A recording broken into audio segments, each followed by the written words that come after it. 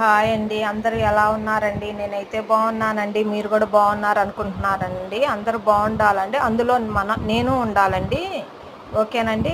సరే అండి. ఈరోజు బియ్య పిండి వడియాలు ఎలా పెట్టుకోవాలో చూద్దామండి. ఏం లేదండి, ముందుగా స్టోర్ బియ్యం ఒక గ్లాస్ తీసుకొని అది 2 ట్రిప్పులు శుభ్రంగా కడుక్కొని ఒక నైటు ముందే నానబెట్టుకోవాలండి.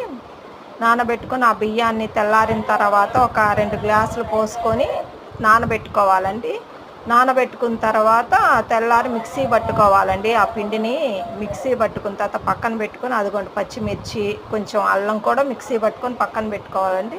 మిగతా ఒక 6 గ్లాసులు ఉంటాయి కండి, ఆల్రెడీ మనం దాంట్లో 2 పోసాం కదండి. మిగతాయి ఒక 6 గ్లాసులు ఉంటాయి. 6 గ్లాసులు దేంతో అయితే మనం కొలత తీసుకున్నామో దాంతోనే పొయ్యాలండి. ఒక 6 గ్లాసులు పోసి బాగా అన్ని తెరలనివ్వాలండి. ఆ తెరలేటప్పుడే మనం ఏం చేయాలంటే, మనం మిక్సీ పట్టుకున్నాం కదండి, పచ్చిమిర్చి, అల్లము, మళ్ళీ ఏమో తెల్ల నువ్వులు, ఉప్పు, సరిపడా ఉప్పు వేసుకోవాలండి.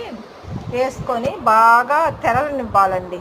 బాగా తెరలేదాకా ఉంచుకొని ఆ మిశ్రమము పెట్టడానికి, అది కలిపేటప్పుడు, పిండి కలిపేటప్పుడు వీడియో తీయటానికి వేరే వాళ్ళు లేదండి, అందుకే ఆ క్లిప్ వరకు మిస్ అయిందండి. ఏమనుకోమాకండి.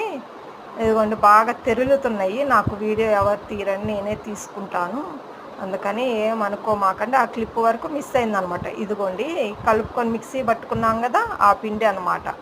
ఆ పిండి దాంట్లో వేసుకొని బాగా కలుపుకోవాలండి. పిండి పోసేసి ఊరుకోకూడదు, కలుపుకుంటూ ఉండాలి. అందుకే మీకు వీడియో తీయలేకపోయాను నేను.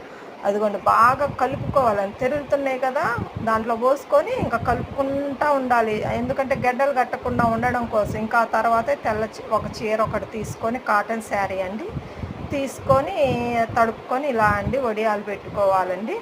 పెట్టుకున్న తర్వాత ఒక 2 రోజులకి ఎండిపోతాయి పూర్తిగా. ఆ ఎండిపోయిన తర్వాత వెనక పక్క నీళ్లు చల్లుకొని వడియాలు తీసుకోవాలండి. వెనక పక్క చల్లుకొని ఒక 5 మినిట్స్ అట్లా ఉంచేసి తీసుకోవాలండి. ఇదిగోండి ఇట్లా వస్తాయి అన్నమాట.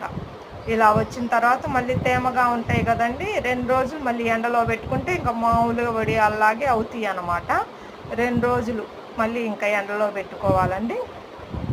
పెట్టుకున్న తర్వాత ఇదిగోండి వడియాలు ఇలా అన్నమాట. ఇంకా వడియాలు అయిపోయిన తర్వాత నూనెలో పెట్టుకొని వేపుకొని తింటామండి. కానీ సూపర్ టేస్ట్గా ఉంటాయండి. కాకపోతే చేసుకోవాలి, కొంచెం ఎర్లీగా చేసుకున్నాం అనుకోండి, పెట్టుకుంటే వడియాలు ఏంటంటే ఎండకి మనకి ఇబ్బంది ఉంటుంది అనమాట. ఇదిగోండి ఇంకా సగ్గుబియ్యం వడియాలు కూడా ఇదే ప్రాసెస్. అదిగోండి సేమ్ ఎంత బాగుంటాయోనండి ఇంట్లో చేసుకుని. కాకపోతే కొంచెం కష్టం, ఇంకంతే. ఓకే అండి, మరి ఓకే, బాయ్ అండి.